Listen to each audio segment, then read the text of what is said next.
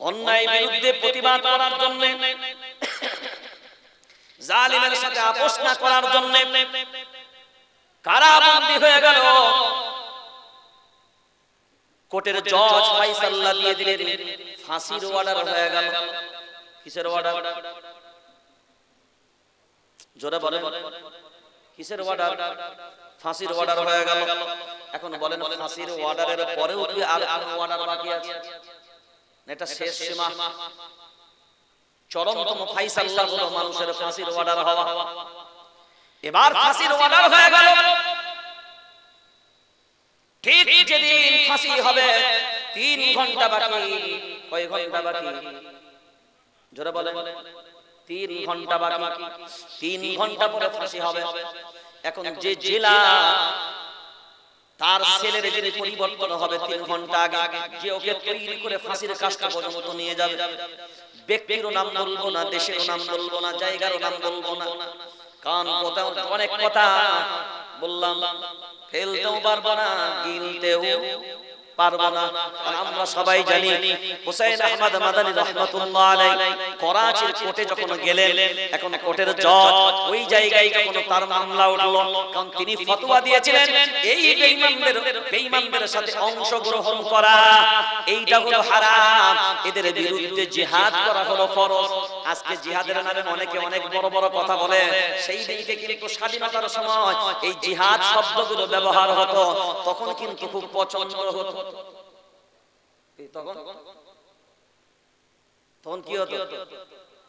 তখন পছন্দ হতো। আর আজকে জিহাদের কথা আসলে তার নাম সন্ত্রাস। জিহাদের কথা আসলে তার নাম, যারা বলে তার নাম সন্ত্রাস। ওরে মুসলমান, নিজেদেরকে আমরা ভাবনা চিন্তা করে সব সময় বলি আমরা ঈমানওয়ালা, একদম বুক ফুলিয়ে বিন্দাস হয়ে যায়। এবার চলেন আয়াতটা পড়েছিলাম, ইতিহাসটা এখন পর্যন্ত বলি না। ওই আয়াতের উদ্দেশ্য কি ছিল? ইন্নাল্লাযীনা ক্বালু রাব্বুনাল্লাহু সুম্মা ইসতাকামু তাতানাজ্জাল আলাইহিমুল মালাইকাতু আল্লা তাখাফু ওয়া লা তাহজানু ওয়া আবশিরু বিল জান্নাতিল্লাতী কুনতুম তুআদুন। ইন্নাল্লাযীনা ক্বালু রাব্বুনাল্লাহ, নিশ্চয়ই যারা রবকে রব বলে মেনেছে, ইন্না নিশ্চয়ই রবকে রব বলে মেনেছে যারা, রবের প্রতি দৃঢ়তার সাথে অটল থেকেছে যারা, তাদের জন্য আমি আল্লাহ শুনে রেখে দাও, আমার প্রতিবেশী একটা দেশ, মানে হিন্দুস্তানের প্রতিবেশী একটা দেশ, একজন খুব ঈমানওয়ালা মানুষ অন্যায় বিরুদ্ধে প্রতিবাদ করার জন্য, জালিমের সাথে আপোষ না করার জন্য কারাবন্দী হয়ে গেল। কোর্টের জজ ফায়সালা দিয়ে দিলেন, ফাঁসির অর্ডার হয়ে গেল। কিসের অর্ডার?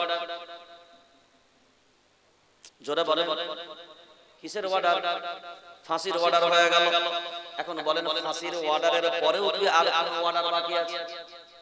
এটা শেষ সীমা, চরমতম ফায়সালা হলো মানুষের ফাঁসির অর্ডার হওয়া।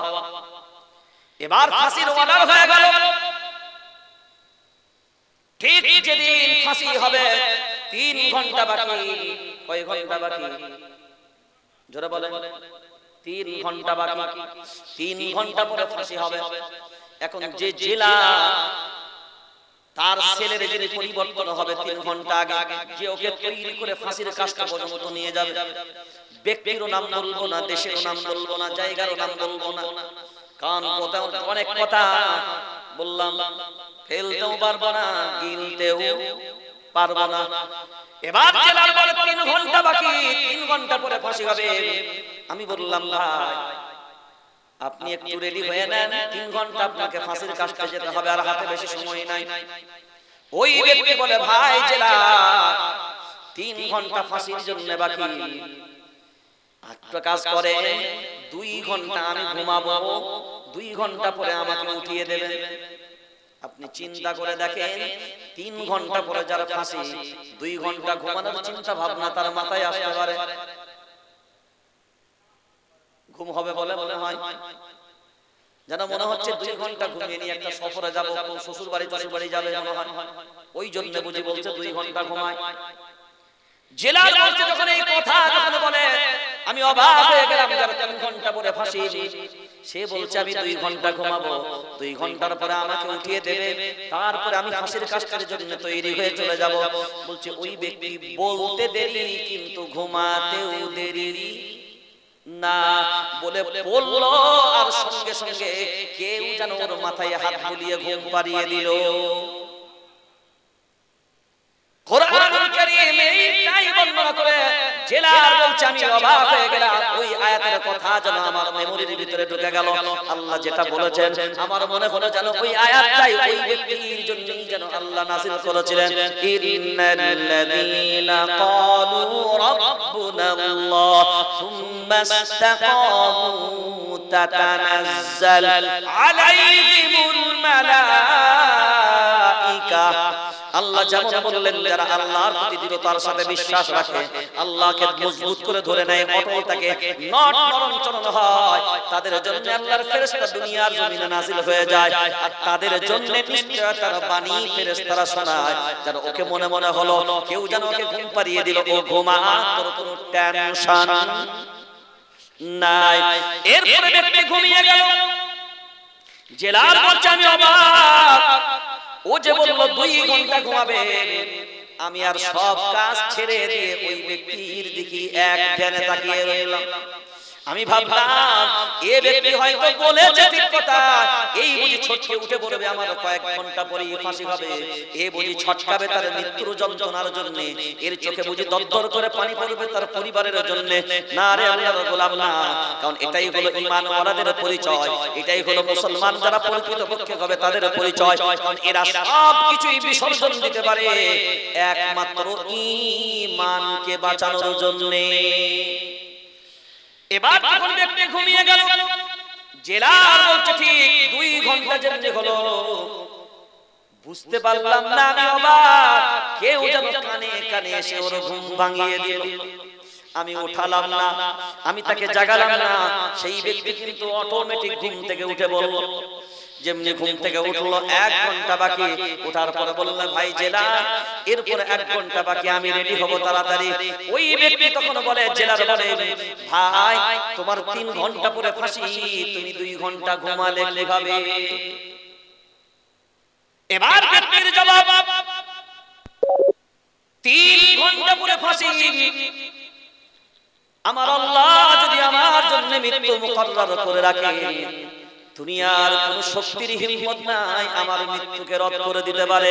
ওয়া মা কানা লিনাফসিন আন তামুতা ইল্লা বিইযনিল্লাহি কিতাবাম মুআজ্জালা ওয়া মান ইউরিদ সাওয়াবাদ দুনিয়া নুতিহি মিনহা ওয়া মান ইউরিদ সাওয়াবাল আখিরাতি নুতিহি মিনহা ওয়া সানাজজি الشاكرين الله أكبر বলেন وما كان لنفس أن تموت إلا بإذن الله كتابا مؤجلا আল্লাহ শুনিয়ে দিলেন, শুনে রেখে দাও, মৃত্যু আসবে অনিবার্য, এটাকে রদ করার ক্ষমতা কারো নাই, তবে আসবে তার নির্দিষ্ট সময়ে আসবে, এবং নির্দিষ্ট সময়টাও তখন হবে আমি আল্লাহ আমার হুকুম যখন।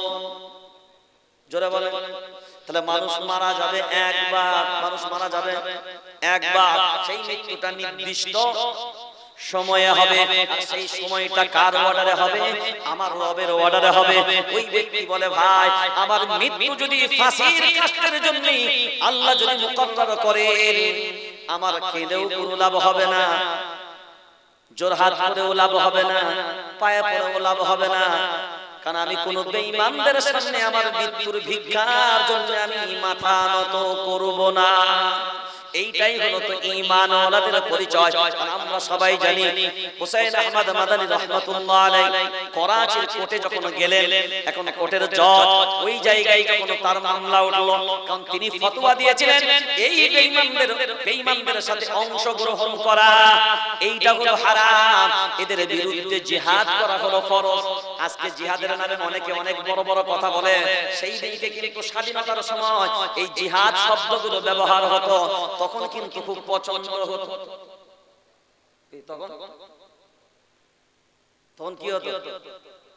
তখন পছন্দ হতো। আর আজকে জিহাদের কথা আসলে তার নাম সন্ত্রাস, জিহাদের কথা আসলেই তার নাম, যারা বলে তার নাম সন্ত্রাস।